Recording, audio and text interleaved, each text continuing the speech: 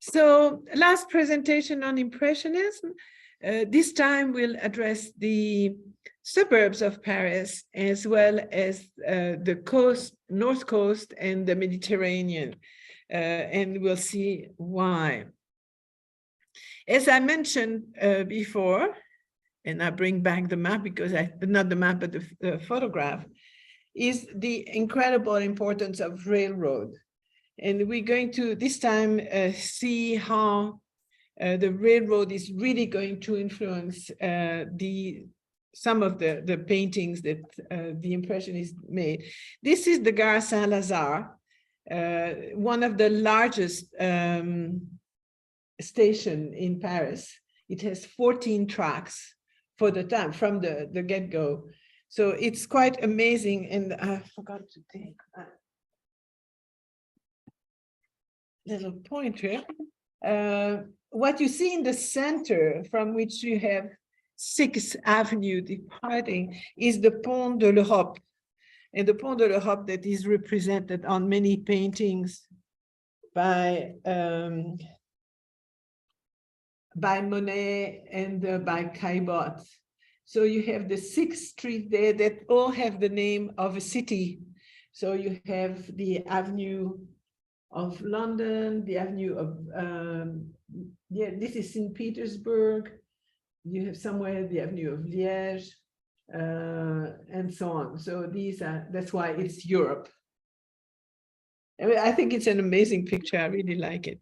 And this is, of course, became fundamental for people, particularly in Paris, that they were able to go to the province in a much easier way than before. This is pre-car, remember. So the train became quite a mean of transportation. Around 1877, together with the help of his friend Caillebotte, Claude Monet rented an apartment in the nearby street to the station and began what is a series of 12 canvases that portray the railroad. What he's, of course, very interested in is the atmosphere. For that's everything for Monet. And so what he wants to show you is the effects of the belching steam. You have that dull gray that is trapped inside the station, but once it gets in the air, it's the white steam, which is quite interesting. And he's looking at the way that steam affects color and visibility.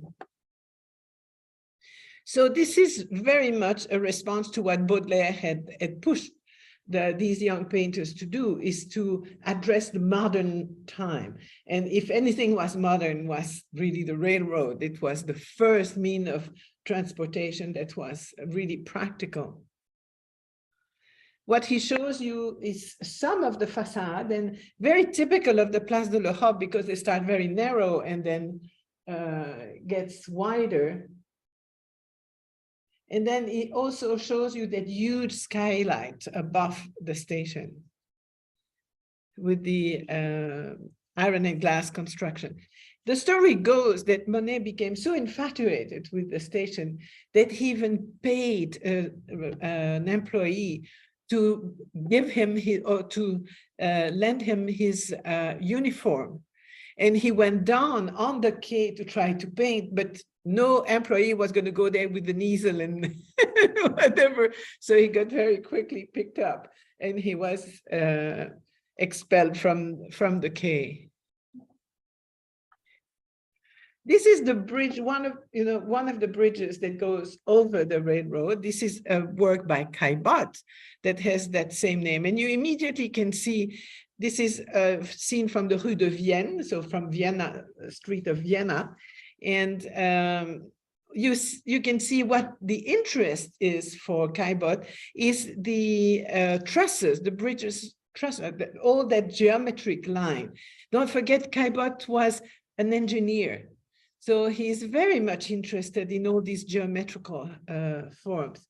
What he also shows is you have 3 individuals, one who is leaning on the bridge and looking down at the railroad and probably having dream of travel. You can imagine he's very typically, you look at him, you know, he's a blue collar guy, probably doesn't have the means to take the train and go to the coast. But otherwise, you have a couple, the lady with the umbrella, you know, you couldn't let the sun hit you in any way. And then the gentleman who is the typical flaneur. The flaneur is something I already mentioned to you, is the person who's strolling. He's walking slowly. He wants to be seen and he wants to look around him and see what's happening. And then you have the little dog who is all by himself and he's leaving the scene.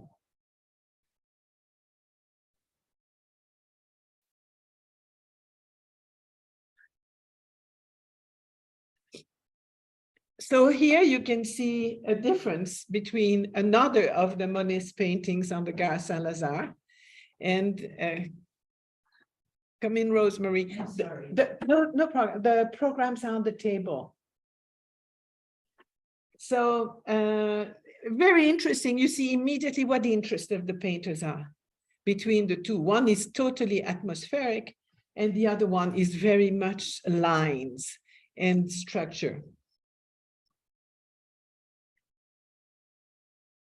And this is a picture of the same place. So you have an idea of how it happened. It's still pretty much the same when you look at modern ways. And by the way, this is now, I think it's also called the Simone Weil Square. Simone Weil being a former minister in France.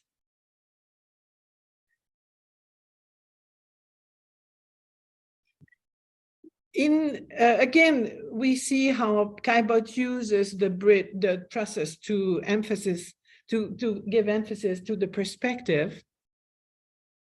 And what we see is that beginning for many artists to be influenced by Japanese art.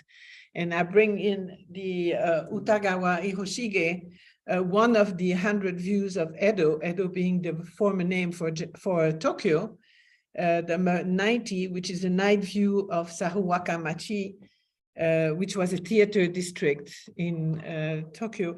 And you can see how he has that dramatic perspective along the street that is very much borrowed by Caillebotte on the bridge.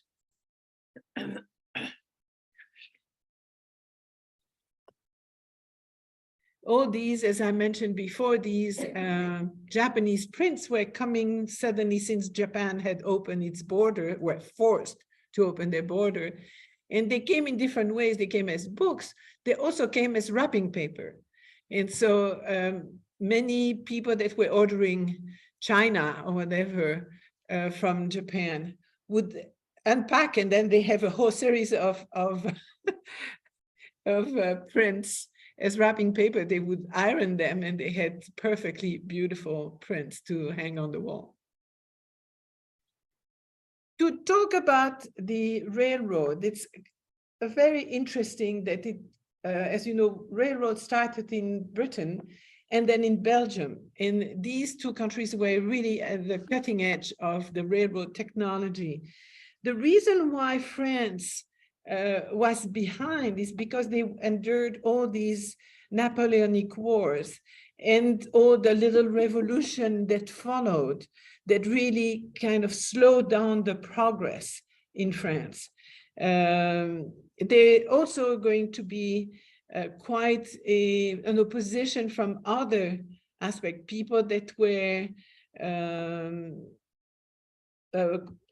carrying merchandise through the canals and the rivers, saw the train, the railroad as a competition.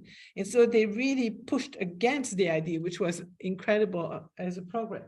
So what you see here is in 1850, look at just two lines and then a little bit down here, compared to all what you have in Belgium, in Germany, and in England. The network is so advanced at that time. So here is a map with different colors, and you can see how in green you have very little here, and you have some here around this area. The reason is they started by private companies, and the first way the railroad was used was for commercial use, for carrying, for carrying stock or whatever. And the problem, they also use different size of gauge for whoever is familiar with the little trains, you have different gauges, and there they had incompatible gauges between them. So they couldn't even correspond between them until finally the government banged on the table and said, that's enough. We're now going to just make it a cohesive network. And so you can see that by 1843, you have between Rouen and Paris, by 1847, everything that is in pink, and then in red 1850, and going down in shade, you have all the others. And I'm bringing you a map that's going to show the evolution. So this is suddenly going to give a chance to all the Impressionists to go easily to the coast. But mind you, the coast, the North Coast, was just little villages with fishermen. There was not a beautiful resort that you have now. And so this is really the train that caused the development of all these little villages into towns and then cities. And you can see how each of them had specialty. Monet is going to start in the Le Havre, but then we'll also go down in Antibes. Boulogne, you have Manet and Degas in here. Cagnes, down there you have Renoir. Deauville, which became quite a large, here, Deauville is here, became quite a large resort, and with casinos and lot of entertainment industry, horse racing and all kinds of things. You have Dieppe there with Marie Gonzalez, Étretat, Monet. You have Étretat here, which is the beautiful Manport, the beautiful rock cliff with that has that kind of a door. Fécamp, Honfleur, Le Havre, Lorient, and so on. Saint-Adresse, again, you have Monet and all the others. But so you see, it evolved and France became actually one of the biggest network once they started. Here, just pay attention to the date and to the little photograph, but here is the evolution of the railroad with the years. So 41, 42, 44, 45, 6, 7, 8, 9, 50, well, I can't follow. What is really interesting is look well how big it becomes.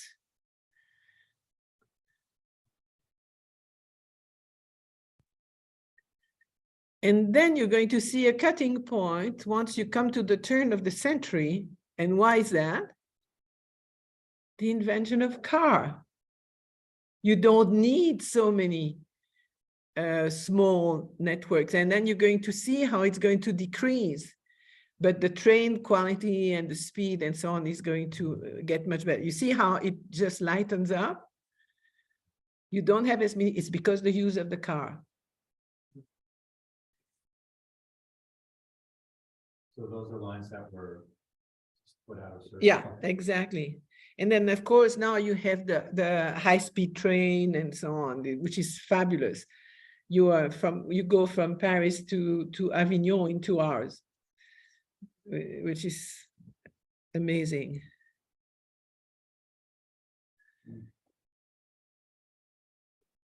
So I think that's really an interesting view, because I had not realized how incredibly starking it was when you see that suddenly you have the decrease of the number just because the train. So let's look at Paris suburb. Why did the Impressionists move to the suburbs? Cost of rent. The rent became high because the whole center of Paris was modern, and so the rent increased tremendously, and the poor young artists who could barely live on, on these already before, are suffering from it. Come in. Hello. The programs are on the table if you want. The table over there. On the table, you have the little leaflet. On the left. There you are.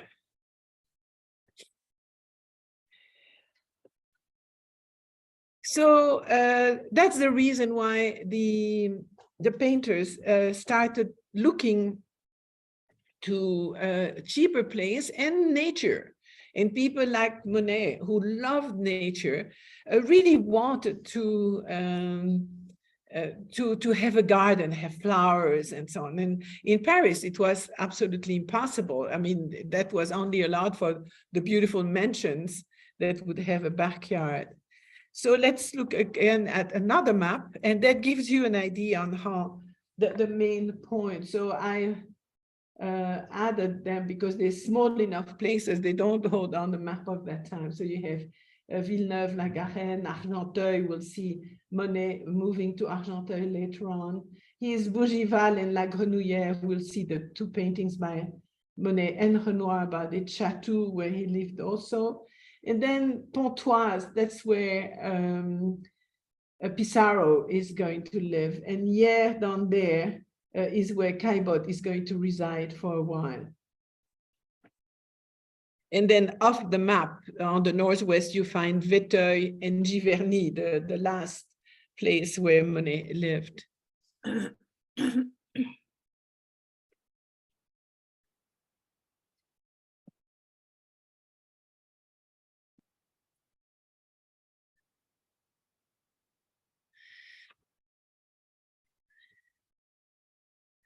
Following the example of Manet, Monet decided to be very ambitious, and he starts a very large painting, which literally was 6 meters by 6 meters. It's huge. He does that, and then he's not even finished when he's running, into some economic problems, and he has to leave his painting in the hands of one of his creditors. And so unfortunately, during the time it stayed there, it got damaged, and he resolved himself to cutting the painting into 3 pieces. And this is all that is left of the painting, kind of an odd shape at the Musée d'Orsay. But you can see this is very much kind of a reminder of what Monet had done with the breakfast on the grass, the déjeuner sur l'herbe. It's reminiscent, and it also shows a whole series of friends, including the painter Courbet, who is sitting down there. We can have an idea of that painting that was quite promising, because you have that whole idea of atmosphere, real life, and so on, by a project that he had made, and he's a much smaller size, and is at the Pushkin Museum in Moscow, where you see the total presentation. And there you find something that is again reminiscent of the Manet painting, where the guy is leaning against a tree, and the other ladies with a beautiful attire. There's no nude lady in this one. That's the difference, because Monet was not interested in that kind of representation. So this was made near Barbizon, where the French would often gather. And what is interesting is that the tall person that you see here is the painter Basile, who was very tall, and is actually posing for this, and for that figure. He took the 3 roles. On the River Seine, close to Bougival, where Monet had moved in 1869, Monet and Renoir are going to often be together. Monet had just married Camille on June 28, 1870, and they used to go to that location. It was really nice. Le Grenouillère means frog pound. It's situated on the bank of the island of Croissy on the Seine, just opposite of Bougival.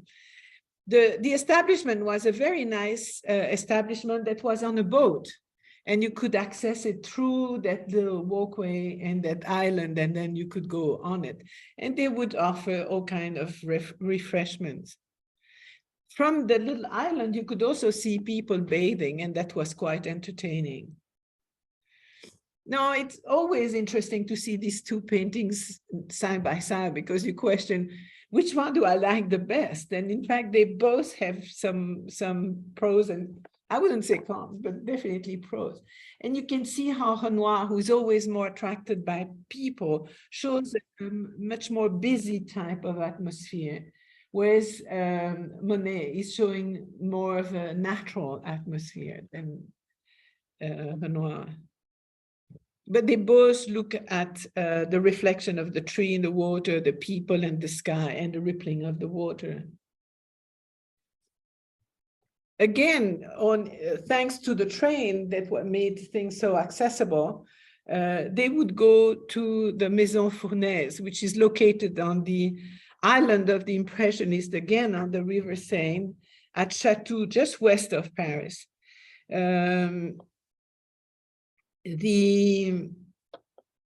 That painting shows people rowing on the river in the background, and then some really washed by the strong sun. You have these three figures, a woman and two men, just discussing, and very much Renoir again, who's focusing on people and having a good time in the leisurely time.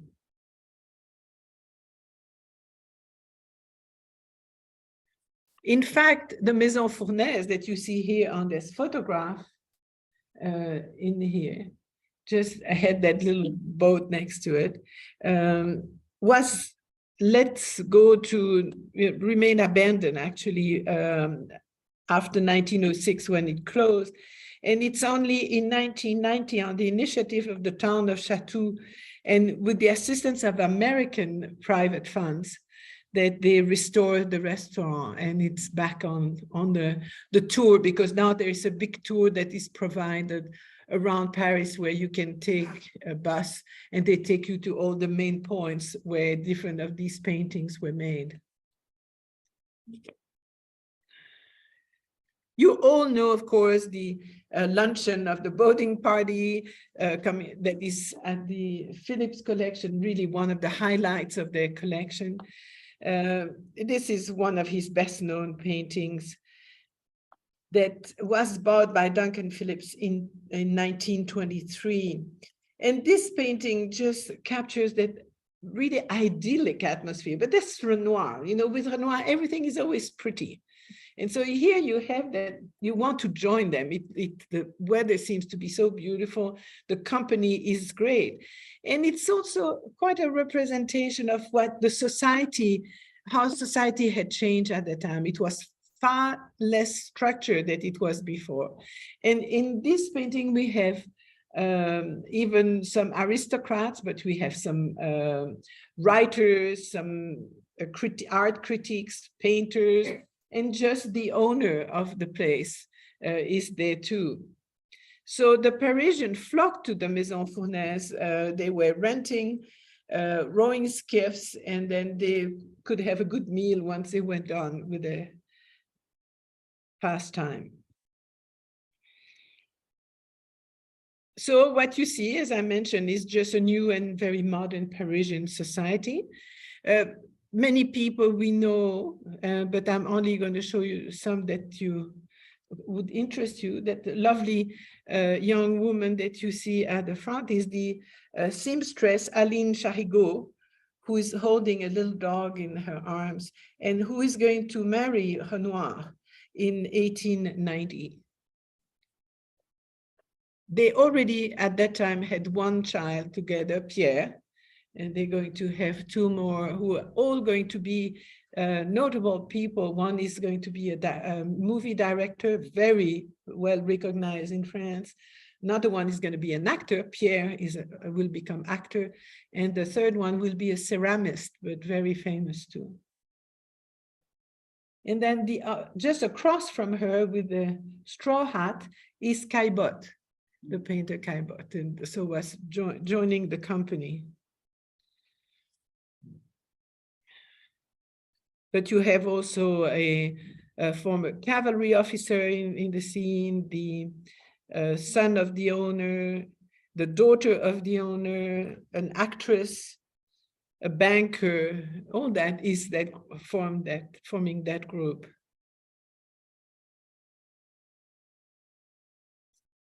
Renoir is also going to paint several boating scenes on the Seine, also at Chatou in the same location.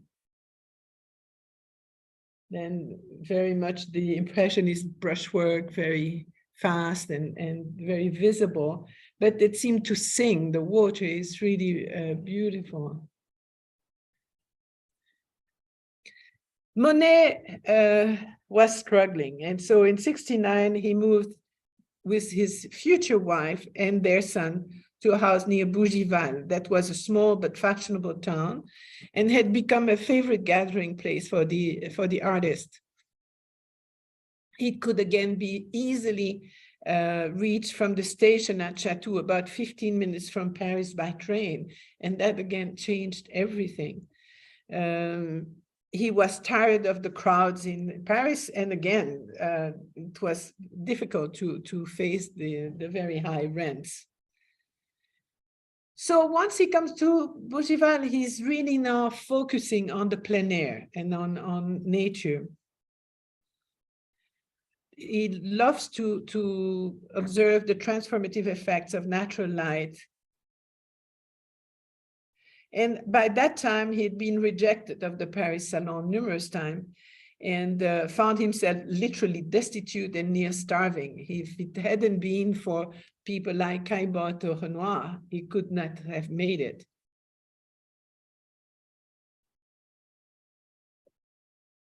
Morisot, Berthe Morisot, who is the sister-in-law of Edouard Manet, married one of his brothers. And then she's painting here her husband, as well as her little daughter, Julie. Very close-knit family. They really were doing lots of things together. Morisot, that had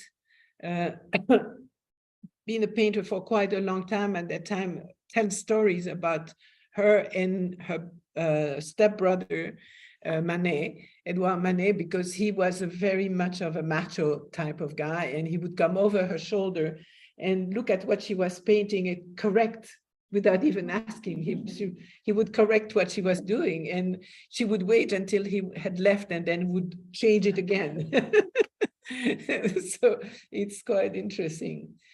The Berthe Morisot was, as you know, a wonderful painter, but because they were not allowed to have the same kind of training as men, she kind of keeps within a certain range of subjects, which shows families and people. She didn't have access to all the anatomy lessons and so on, but was just a wonderful painter. And I just found, doing some research on that, the fact that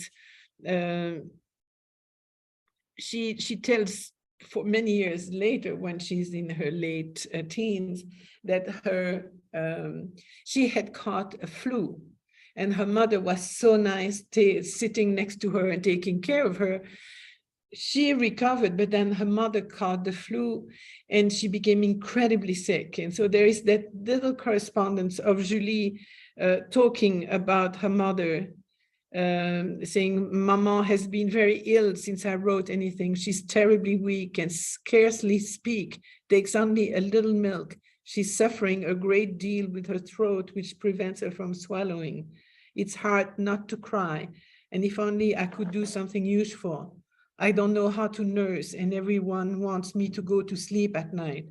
How bleak that all is. And so on and so on. And unfortunately, following that flu, Berthe Morisot is going to die. Still pretty young. Said it was in 95, sorry. And on her death certificate, though she had painted all her adult life, it's going to be without profession, because she was in such a segment of society that it was not well seen for somebody like her to show that she was a painter.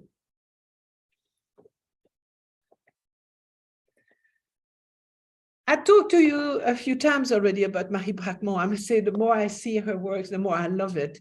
Marie Bracquemond was married to Félix Bracquemond, who was also a painter. She was a very, very well-to-do family. And here she's showing the couple of the Sisley and his wife. Sisley that lived half of his adult life in poverty and was really sustained by all his friends. His father had some money, but had lost almost everything. And so when he died, Sisley was really in need. And his paintings that only appreciated after his death, of course, were lovely. And now everybody loves Sisley, but he wasn't selling well. And I just adore the way that Marie Bracquemont uses the brush and that kind of atmosphere where you see the steam coming out of the ball on the table, and his face, Sisley's face, kind of disappearing behind it. She also had a very interesting palette of color. She has particular favorite colors. Now, the story of Mary is she married Felix Bracquemont, who was kind of between an art dealer. He was also an artist, but very traditional as an artist. And once she started really being serious in painting, he didn't like the way she was painting. She was painting more and more like the Impressionists, and he wanted her to stay in a traditional way. And he became so abusive in words that in 1890, she decided to stop painting because it was such a problem. And so she had actually a rather short career because of her husband. Just a sideline, her husband is the one that first brought out the Japanese prints and presented it to everybody and really educated people on Japanese art. But this is another of her paintings, and hopefully you enjoy it. I think it's absolutely superb. She shows that woman that has that, the thin veil on her face so that the sun wouldn't be hit by the light. And actually the man that is in between is her husband, Felix Bracquemont. I think she is incredibly talented and so recognizable in her. So we have really rather few paintings by her. And it's only now, she was considered in her time one of the three great ladies of Impressionism, with Berthe Morisot, Marie Cassatt, and her. There is a fourth one, Eva Gonzalez, that we'll see a little later, but is not quite as talented as this one. But she interrupted her career because of her husband.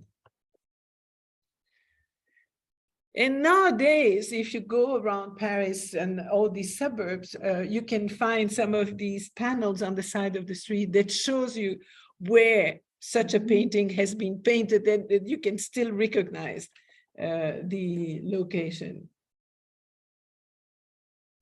They do a lot of that tour by bike, which makes a lot of sense because these are little streets. They're not very large highways or whatever. So all along these region, we see Pissarro move to Pontoise. He also was not rich, but he decided not to go into the same place where the other Impressionists were, so they wouldn't duplicate the landscapes. And so he goes much more north to Pontoise. And here are some paintings he did there, the railroad bridge at Pontoise, or the Récolte, which I think is adorable, really beautiful. These shades of red and green and blue. And in a different side, you see the garden, the jardin at Pontoise, and then printemps prunier en fleurs, so it's spring plum trees in bloom. He lived there from 1866 to 1869. He's 36 and he's really at the top of his art. But at that time, he was a very close friend of Corot, but they disagreed on something, and that was the end of their friendship. And not far from there, close to Pontoise, but off the map, is Auvers-sur-Oise, where the Dr. Gachet lived. Dr. Gachet, who took care of Van Gogh, if you remember, but was also a great friend of Pissarro. So Monet found a lodging in suburban Argenteuil in the late 71. And this is probably going to be one of the most fertile moments of his career. He really starts making full-scale depiction of ordinary people in very casual outdoor situation.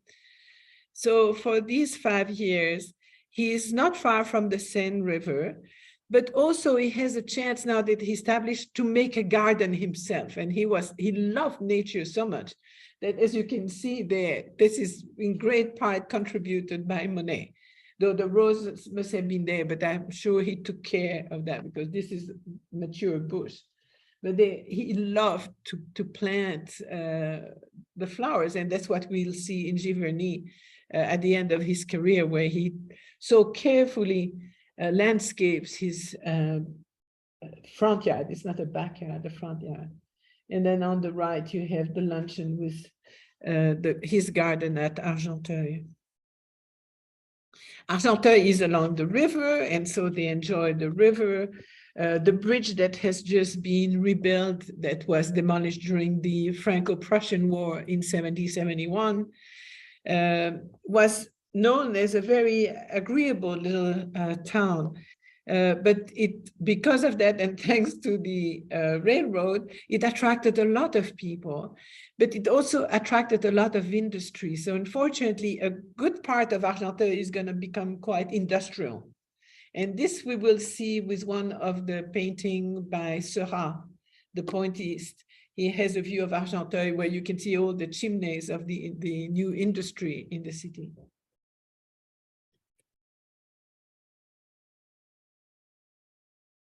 And that's a view of the same bridge by Caillebotte. And on the upper right, a picture of it. So you can see how nature is very rich around that area.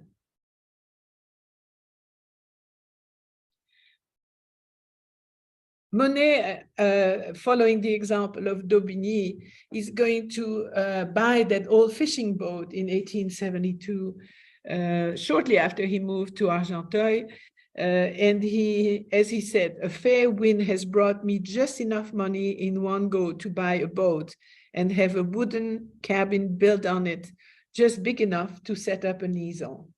And he's going to very often, like Daubigny had done before him, just go on the water. In the summer, it's cooler. And he would have his wife, in the little cabin so that she could accompany him. This was portrayed by Manet, showing Claude Monet painting on his boat studio with Camille inside.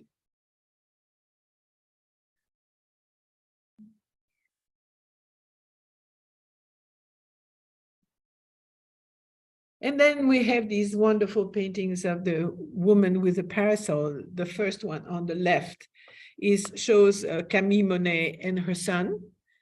And I've always adored that painting. It's just so beautiful to have that warm side view where you see it from the bottom, and then you see the lady, the umbrella, and the little boy with all these shades of blue and purple.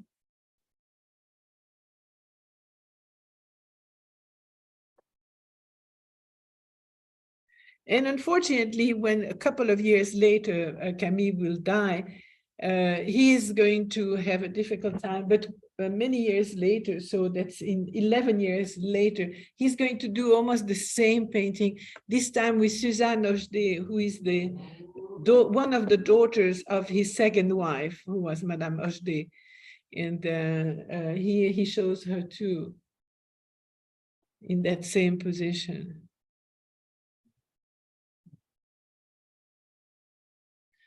As I mentioned, in 1876, Camille Monet became ill with tuberculosis. Her second son, Michel, was born the 17th of March, 1878. Of course, that birth weakened her health very much. At that time, the family had moved to the village of Veteuil, where they shared the house with the family Hochedet that were very close friends. He was a businessman at the time, a banker, and there was a very strong friendship between the two families. In 1878, Camille Monet was diagnosed with uterine cancer, and she died in September 1879 at the age of 32. And the story goes that Monet was looking at his wife, but his instinct of painter took over, and he was so struck by the rapid change of color of her face, just having died, that he had to take his brushes and his paint, and he had to just make it a painting for eternity, showing the young woman on her deathbed. Oop.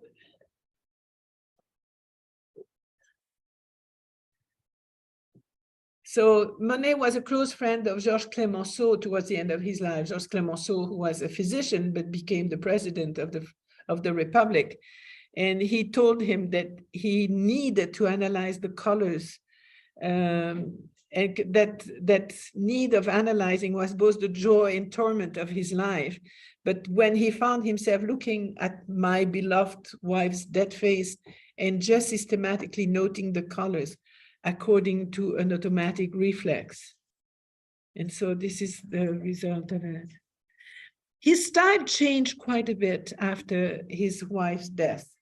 And he started making these paintings, and really where, again, he's analyzing the effect of light on the painting. It becomes almost abstract when you look at this. It's quite amazing. The other impressionists really didn't like this. And this is going to be a time of rupture between the impressionist and him. It's also the time where Ernest Hochedet is going to become bankrupt and will leave in 78 for Belgium. However, Mrs. Hochedet is going to stay with her daughters in the house, and Monet, who is single by that time, is going to stay in the house too. What didn't they like about it? Yeah, because it wasn't distinct. You could barely read it. Oh. And so this is, as I say, he's going to do a whole series showing the Seine River with blocks of ice floating and so on.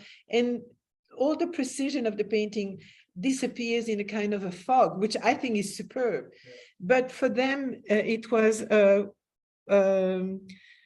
different choice that they didn't care. So it was so bad that on the 24th of January, 1880, in the pages of a magazine that was known at that time, they wrote an little article on the death of Monet. And they say that the funeral of Mr. Monet will be celebrated the 1st of May, next 1st of May, at 10 o'clock in the morning in the church of the Palace of the Industry, in the Salon Cabinet. Please don't assist, don't attend. And so that was kind of a joke, if you want, but really showed at the time. And this is where Impressionism is over officially. They all go their different ways. So the movement itself is a very short-lived movement, but it's going to carry on through different styles. Here is another view of Veteuil on the Seine River.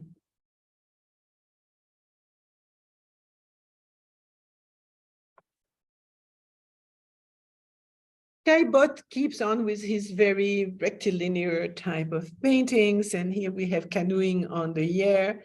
This was his summer residence outside of Paris. He was always much better off than the others. His parents, when they died, left him a very comfortable amount of money. He sold their estate, which was a big estate, and bought then things that were more the kind of thing he wanted.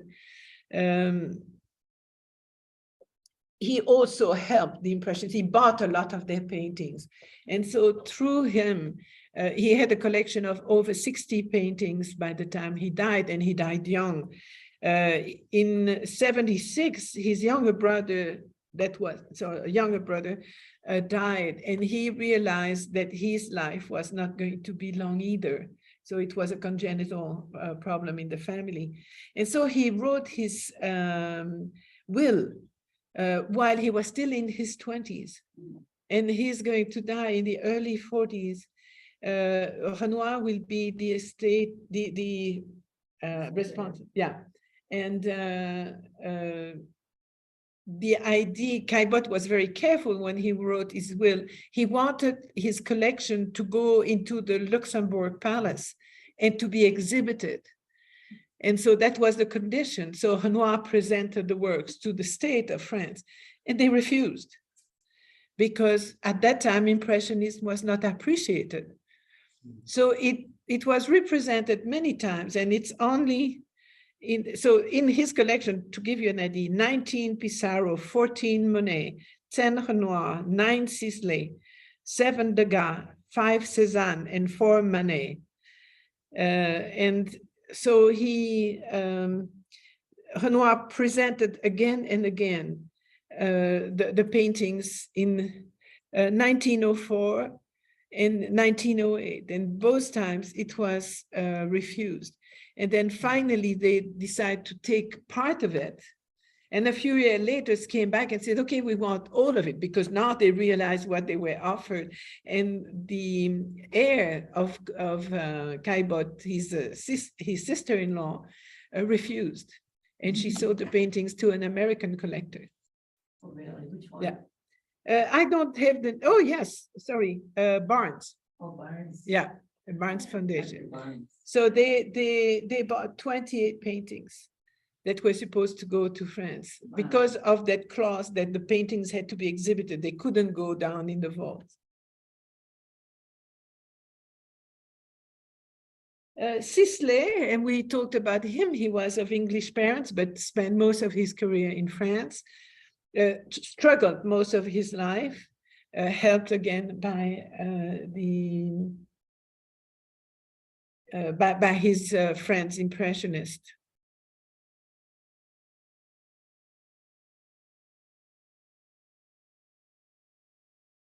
Just always very soft, very serene. It's a very peaceful type of painting. He had moved to a small town outside of Paris, and he started doing like Monet. He looked at the church and showed it with a different different time of day and a different way of light striking the building. Rainy morning and the church in the day. No, this was just the suburb, but of course the train, as you see, expanded and soon came to the coast, and this gave the painters to be able to go to the coast and spend some days on vacation there. I love that view. This is actually, where was it again? It's in England with all, see, these are little seats that you see here, straw seats, and then you have the little huts where they would change. So I bring back the map, so you see the main places, and we'll see all these places that are surrounded: Boulogne, Dieppe, Fécamp, Étretat, Sainte-Adresse, Honfleur, Le Havre, where Monet grew up, Trouville, Deauville, Lorient. And then down there, Maric, this is where Basil's family had a beautiful house. And then Antibes, Cagnes, and Nice, where many of them went in their later years. So this is a painting that dates back to 1830. This is the way these little villages look like. It was really purely fishermen villages. And very quickly, once the train took over, they brought crowds to the coast. These fishermen had to change their way of life. Their wife became restaurators, or they had a restaurant, and they had to start feeding all these crowds. They had to build hotels and houses. And one thing that the fishermen will do, and we'll see in a minute, they will help the ladies go into the sea as they couldn't show themselves in swimming suit that were very covering all the place, but were showing their forms. They are going to help, and we'll see that in a minute. So this is one of the first painter that makes these paintings on the North Sea, with Charles Mosin. His daughter will marry Jérôme's, will marry Jean-Léon Gérôme. Two painters early in Monet's career are going to be of great influence. And one is Johann Barthold Jonkind, who is a Dutchman, who came and spent quite a bit of time on the coast and in Paris. He was very known in Paris. A strange character, but extremely talented. Most of his paintings are small scale, but he was an absolutely genius at showing the light, the way the light goes through the clouds. And he was very much admired by the young Impressionists. But him and Boudin that we see here are both artists that are responsible for pulling Monet from his studio and bringing him outside and convince him to work in plein air, on the outdoor. So two important names in his beginning. As you can see here, Boudin would take his easel and his canvas and work literally there, not sketching, but just outdoor, and work very rapidly to catch the views. And you know, the weather over there changes so fast that you have to be quick if you want to catch one place. This is what I was talking about, that little bathing, what they call the huts, the bath huts, wheeled. They were pulled by horses all the way into the water. And then the former fishermen would just help the lady. Many of them couldn't swim, but some books and some doctors had come with the idea that bathing in the sea was going to cure all diseases. And so they would literally help the lady with holding her while she was trying to swim in the salted water. It was really interesting, these huts. And then she could change in the little hut and come back dressed properly. Here are actually, you can see all these little huts that would be dragged into the water, and you would just rent it. Some were bigger, some were really comfortable. They had even a little bed where they could rest after all these exercises. I love these period pictures. It's just wonderful. That's Ostend in the north, on the north coast of Belgium, on the right. Monet had moved, his family had moved to Le Havre pretty young, and he very early showed an incredible talent in drawing. His first years were spent making caricatures that would be sold in the store that was kind of a grocery store that belonged to his aunt. And so this was very successful, and he was asking for quite an amount of money for this, until he decided he really wanted to paint. So when he was, in his own words, when he was 15, I was known all over the Havre as a caricaturist. My reputation was so well established that from all sides, people came to me and pestered me for caricatures. I had so many requests, and the pocket money my mother could spare me was so meager that I was led to take a bold step, one which needless to say shocked my parents. I started selling my portraits. Sizing up with my customer, I charged 10 or 20 francs a caricature. And it worked like a charm. Within a month, my clientele had doubled. Had I gone on like that, I'd be a millionaire today.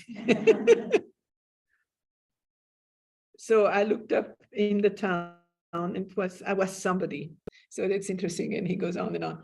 But then he decided, after all, he wants to paint. And these are some of his first paintings. The garden at Sainte-Adresse, that's just down the street from Le Havre, shows these early paintings where the perspective is not quite good. He's doing a kind of a bird's eye view, falling down on that lovely backyard that is bordered by the sea, and he shows all the ships all the way at the end with the flags in the wind, the glads and the geraniums, very typical of that climate. And on the right, you have regatta at Saint-Adresse. The regattas had been brought in by the Brits. That was a sport that was quite usual in Britain. And they often like to cross what they call the English Channel, what the French called La Manche. We never talk about the English Manche. But La Manche, they love to come to the French side because they ate better and because the atmosphere was less stuffy. And so they really like to come there. And they brought with them the regatta. Oh, sorry, but my mom is trying to call me. So they would have all these little sailboats competing on the place, and that was quite wonderful.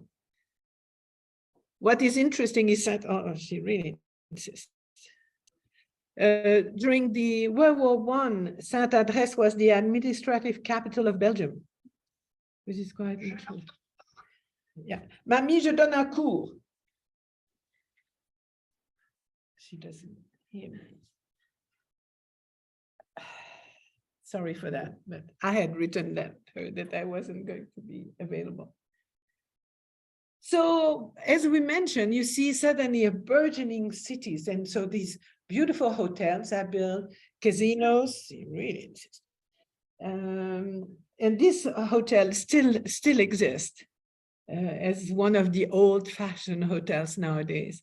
But in Trouville and Deauville became very nice resort places. A lot of casino, you could go and dance, and a lot of entertainment. Again, we can see that very rapid brushwork. The way he depicts the flag on top is quite pretty.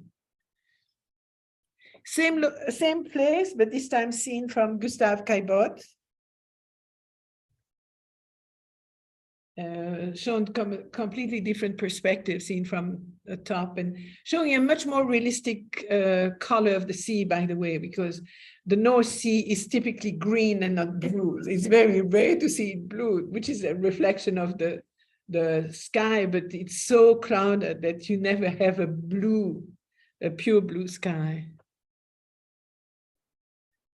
Manet was more interested in Boulogne-sur-Mer, in the Pas-de-Calais.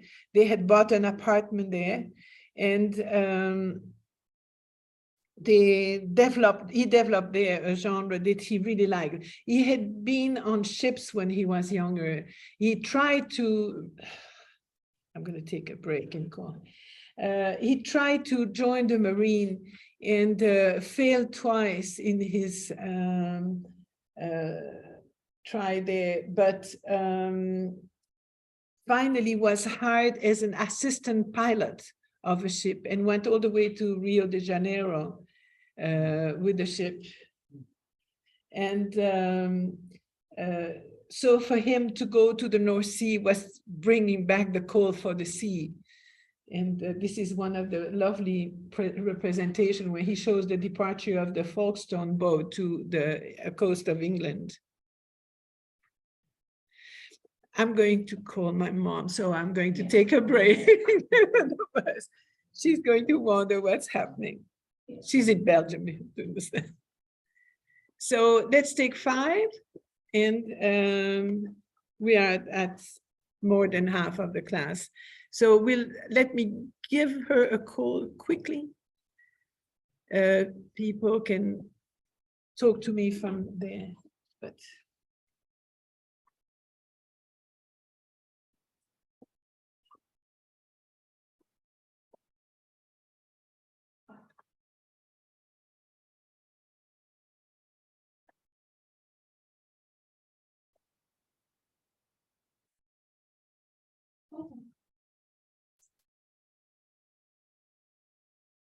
Allô?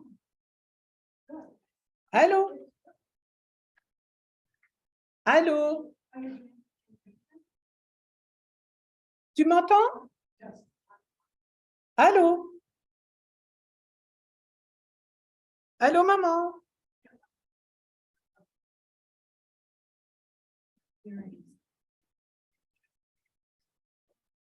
Ah, voilà.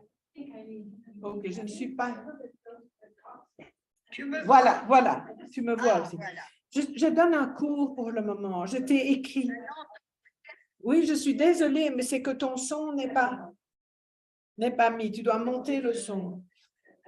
Je mets le haut-parleur. Ok, mais est-ce que tu entends? Ok, je donne un cours. Je donne une classe. Je suis au cours. Regarde derrière moi. Je donne un cours. Oui, je t'ai envoyé un email hier pour te dire que tu ne devais pas m'appeler aujourd'hui. Si, mamie, je te l'ai envoyé. Je t'ai envoyé ça hier soir. C'est pas grave, je t'appelle quand je rentre. Je t'appelle quand je rentre, quand c'est fini. D'accord? Bisous.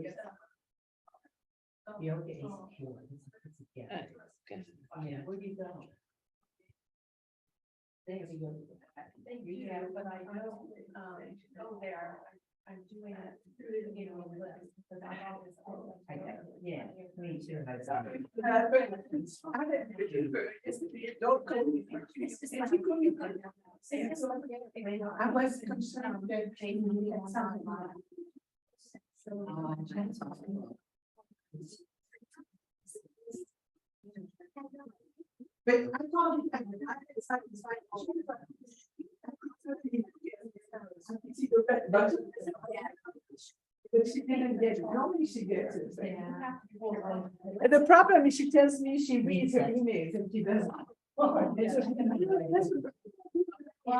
I had said something like I sent this yesterday to her. Obviously, she didn't see it.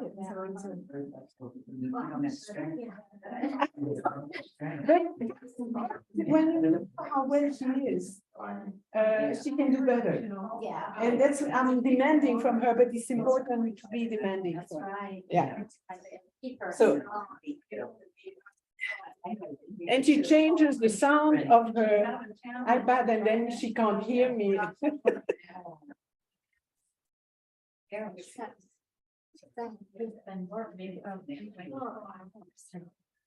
Oh my gosh, trying to. Yeah. Yeah.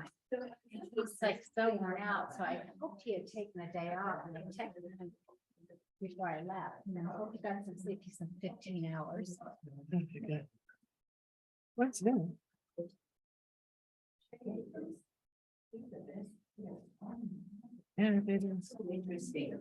Isn't that? Very, very, very interesting. Because, again, it's something we tend to overlook, Yeah, the importance of railroad at that time. it is fabulous. This never came into the repertoire. Yeah, I've shown it already before. Yeah, I know. must have missed it. You missed it. And I love And your it's- jewelry. Pardon? I love your jewelry. It was shining back here and I'm thinking, now what is her necklace? With her pearl. It's little pearls. It Yeah. is, and the neck and the braid, it's so pretty. I made it. Did you? But not the That's- bracelet No, the bracelet. you that's had, and then actually. you made that. I love making necklaces. Yeah, I like it too. Okay, we're going to We try might to. have to leave her on 25 after. Yeah, don't it's, want to we, Sit in the back or, yeah, you can, but Just so it's we not can- going to be much longer. okay. The biggest It's not that we don't love chat. her. No, I know. My sister-in-law is here, the one who my husband was married to my mother. And so I'm gonna take her over to the museum. Okay, so we're going to start again, if you don't mind. Oh, yeah.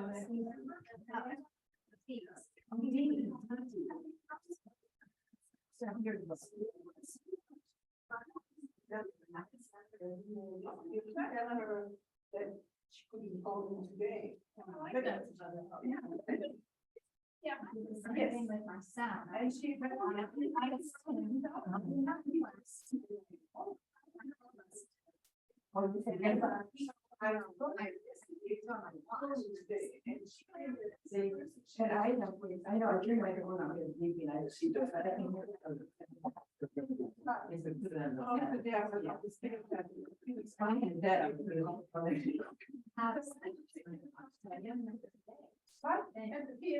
Yeah. What did you talk? I talked about money in the Paris Council. Isn't it? The shorter version. That little joy of seeing something together. Yeah. I saw it. What is it? Because it was very confusing because the way the kind of usage that I love the Van Gogh. Oh, okay. The Van Gogh was severe.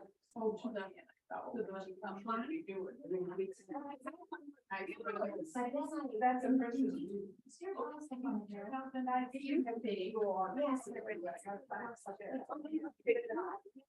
Yeah. Have we moved it? Yeah. And okay, people, we're going to go on. So after showing Manet with a very, very pretty view, the light is a little strong. That was Manet, who loved to show that very crude light. But it's not very realistic again on what's happening on the North Coast there.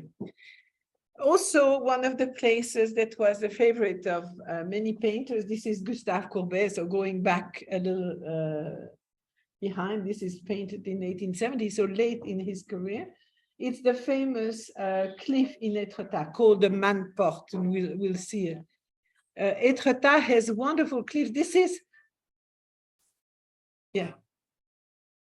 What you have to realize, Étretat is just across from Douvres on the other side. So you have these chalk type of cliffs that are rather whitish. And here's the same location, but this time by Monet, who to reach the Man-Porte in Étretat had to do quite a bit of walking with his easel and his canvas to settle and take that absolutely beautiful view. It's a very special cliff. It's no people go to Étretat to see that, and it's a beautiful coastline. Here is actually a picture of the Man-Porte.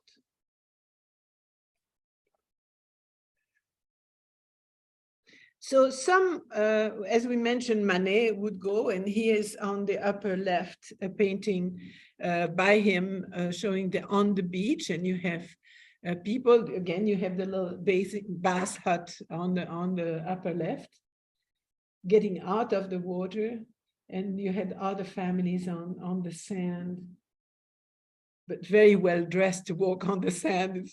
I have memories of the same location, but in bathing suit. It says thin oil on paper on canvas. Yes. For both canvas and Thin oil on paper on canvas. So this would have been painted on paper, prepared paper by the guy, and then set on canvas afterwards. Oh, okay. Yeah. So very unusual is a painting by Degas showing this, because he, as you know, had problems with his eye, couldn't stay outdoor with sun very long because his eyes were very painful. And so this painting was started a little bit, mostly done in his studio, where he used his own coat as blanket to put the people sitting on, and he had brought in these people in his studio to paint them. It does look cloudy, Uh-huh. so maybe it would be bothering his eyes. If it was a cloudy day. Yeah. So that's the guy. And then he did that quite interesting, almost Gauguin-like painting, showing peasant girls bathing in the sea at dusk. And of course, the local girls were used to bathe in the nude. And he caught that, and that became quite interesting for him. But it's funny because it looks like Gauguin later on. The fourth lady, Eva Gonzalez, was born in Paris in the family of a writer, Emmanuel Gonzalez. She started professional training in '65 from a society portraitist and became a pupil, the only pupil actually, of Edouard Manet. Quite talented. She never exhibited with the Impressionist painters,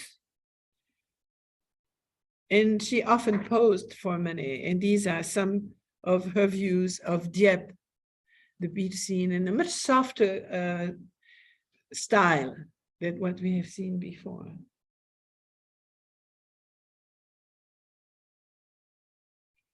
Sisley had to, during the Franco-Prussian War, which took place in 1870, because he never took the French nationality, had to leave the country because England was opposed to France at that time. And so went to, this is very close to Hampton Court outside of London, and did these type of paintings that are more impressionist than her usual style. This was helping him live. As you know, he was struggling.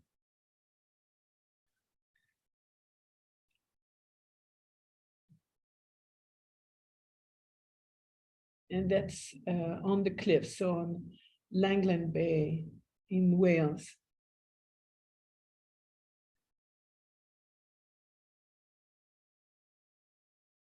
Mary Cassatt didn't join all the Impressionists on the north. She went slightly to the west coast in the beginning of the Gulf of Gascogne and in Lorient. And that's, sorry, not Berthe Morisot. And here she shows probably her sister sitting along the river. But it's also the train, again, is going to give them a chance to go much faster to the south, which was much further away. And so they will go to Provence and the Côte d'Azur. The first one I'm showing is Basile. We talk very little about Basile because he died so young.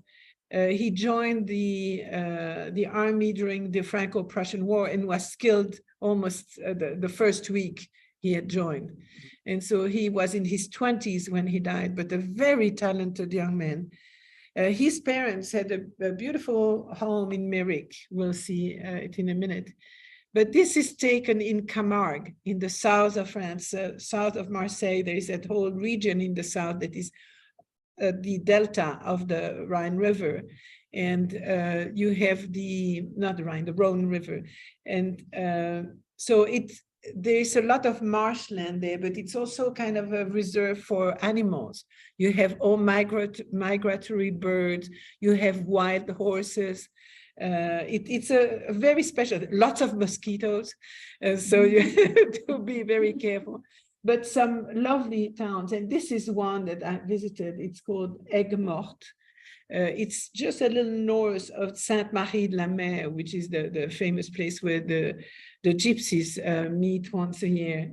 But it's an old walled-in city. And here you see two paintings representing the ramparts of the Aigues-Mortes. And then here, a picture of the city. So as you can see, it still is completely walled in. And now is, of course, very tourist-oriented. You go in and there are lovely little restaurants, lots of boutiques selling all kinds of things. But it's quite charming. And when you go in Camargue, try to have a tour. They also raise bulls for fight. Beautiful black bulls with the big horns. It's magic. And this is still by Basile, a view of the village close to Méric. He was incredibly talented and a very lovely gentleman. They loved him. He was very tall, taller than all of them, and died so young. And here is a view of his family.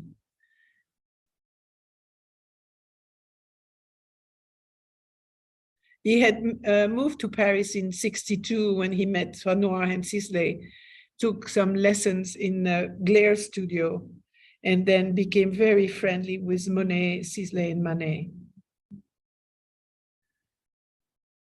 This is still the house where they lived, a very pretty architecture.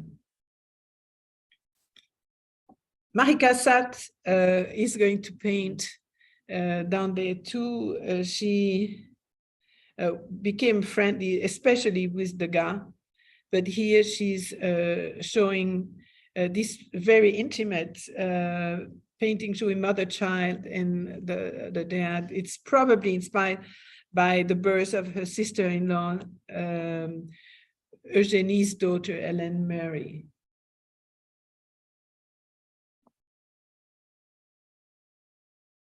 And then in their later years, Monet as well as Renoir are going to come down because they need the heat. As you know, sometimes when you get older, you don't stand the cold as well. And for them, often they developed arthritis. And so the south was really soothing for them. Monet went even beyond the border. This is Bordighera, is just across from at the Italian border. And very pretty. And he was struggling. He couldn't catch the light. He was writing his friend that he was struggling. The sun is so strong compared to what you have in the north that he had difficulties showing that light that he wasn't used to. He was wrestling with the sun in his own terms. And that's another of his paintings in Bordighera. He wasn't used to palm trees either. But most of the time he spent, sorry, I'm behind there. He's going to be close to the Cap d'Antibes. And the Cap d'Antibes is really nice, but has these pines that develop there and are really worked by the wind. And you often that have these very interesting shapes. And the Côte d'Azur is pretty because you have the mountains just behind the cities. By Renoir, mainly after 1900, Renoir mainly lived in the south of France. Shortly before his death, he was by that time already almost 80s. He was crippled in a wheelchair. And there is a legend that they had to tie the brushes to his hand. That's not true. His hands were bandaged often because of pain. And all they had to do is place the brush. He couldn't grab the brush, but he could keep it on once he had it. And so he's going to do a few, as you know, he was never really a landscapist, but he's going to devote himself to paint some bathers. He has that whole series of paintings with young women bathing. He has the vineyards at Cagnes where he stayed.